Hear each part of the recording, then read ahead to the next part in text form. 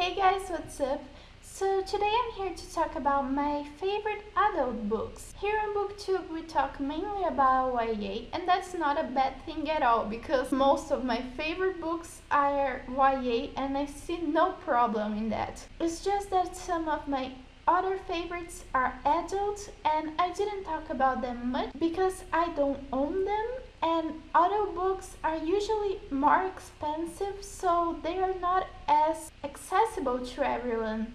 So they don't have as much hype because of their price and all of that. So today I'm here to talk about my favorite adult books, and I usually read adult books when I was younger because my other school's library had most adult books, which was so cool except for the part that didn't have all the YA that I wanted to read, but they had some awesome books that were adult and I want to share them with you. One of my favorite series of all time is not YA and it is the Sherlock Holmes books.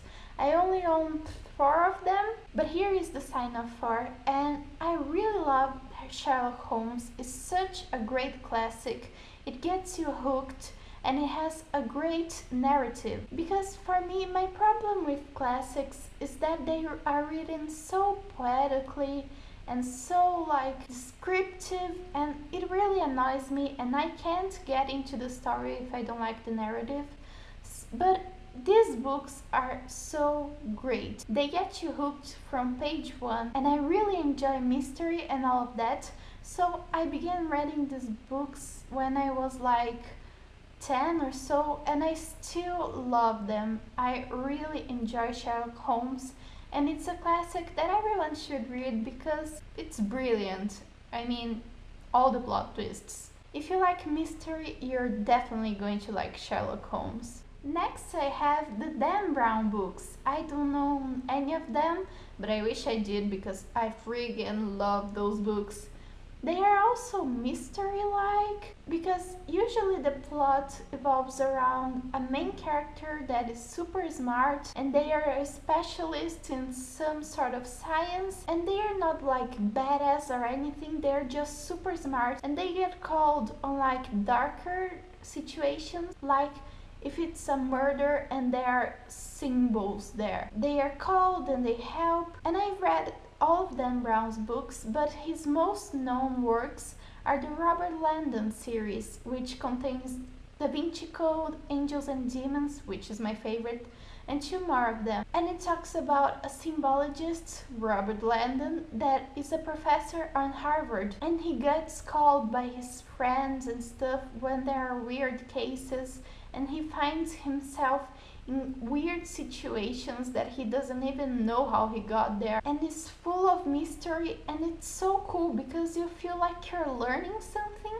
when you read those books, because he talks a lot about symbology, obviously, and it's so interesting because he analyzes artwork and classics and darker subjects that aren't usually talked about, and I just love those books, really. Angels and Demons is my favorite. They are all action-packed and his standalones are also so amazing. My favorite is Impact Point, which is placed in Alaska or something like that, and I just love it. It's so interesting. If you love mystery and action, you should definitely read them. Just one thing, you don't have to read the Robert Landon books in order, you just have to read Inferno last because there's a big plot twist that actually changes the whole world, so read Inferno last, but the others you can read in any order. Next is one of my all-time favorite books, it is in the top 10 of my all-time favorites. It is Size 12 is Not Fat by Meg Cabot. It's not a self-help book as it may seem from the title.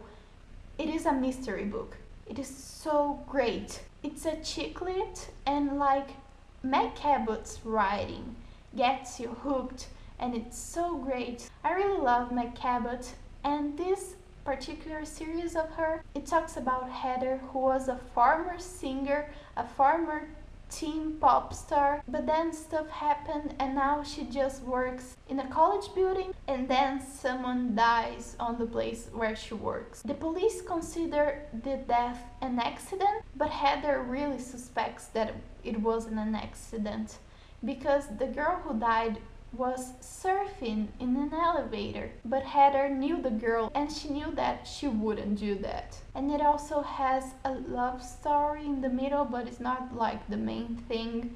And it has Meg Cabot's writing, which is already a sold deal. I have only read the first book, and it's a series that has 4 or 5 books so far, I don't know. But I am so excited to read the next ones, but they are so expensive that I never get to read them unless they are in a library, which they are not. But they are so captivating and so interesting, and I love a good mystery if you haven't noticed already, you know, because the only books that I read aside from YA are mystery. Maybe it has to do that the only cartoon I watched as a kid was Scooby-Doo, maybe.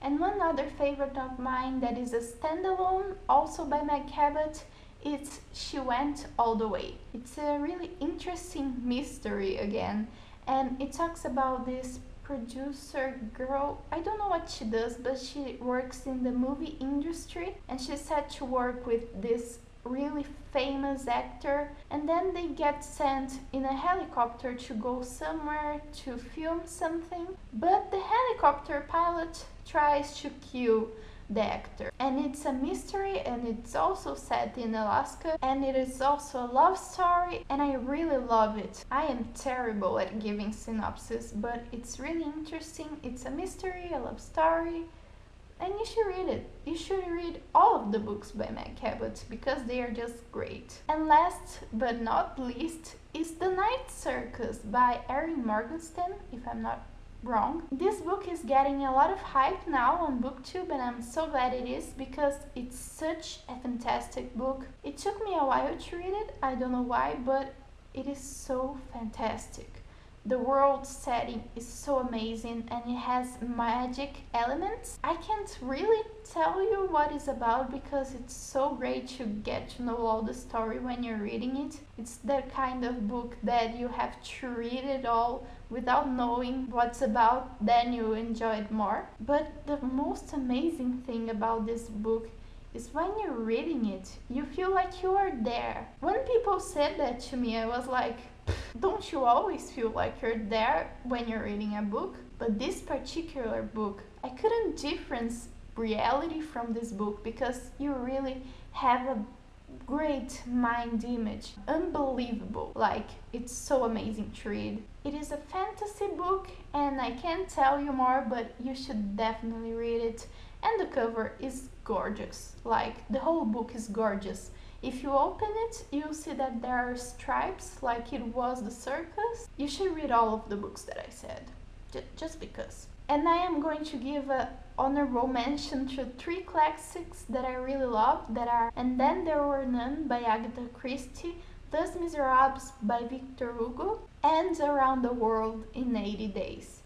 Those 3 are also awesome, but I feel like everyone already knows them. But as I am an avid YA reader, and if you're also an avid YA reader but don't usually like reading classics, you should try those because they are amazing. And if you don't usually like classics, you should give them a try because I don't usually like classics too, and I really loved them. So those were my recommendations, the books that I love that I don't usually hype about. So if you were interested in any of them, let me know. Let me know what are your favorite audio books. And I hope you have enjoyed this video, and also let me know your thoughts down there.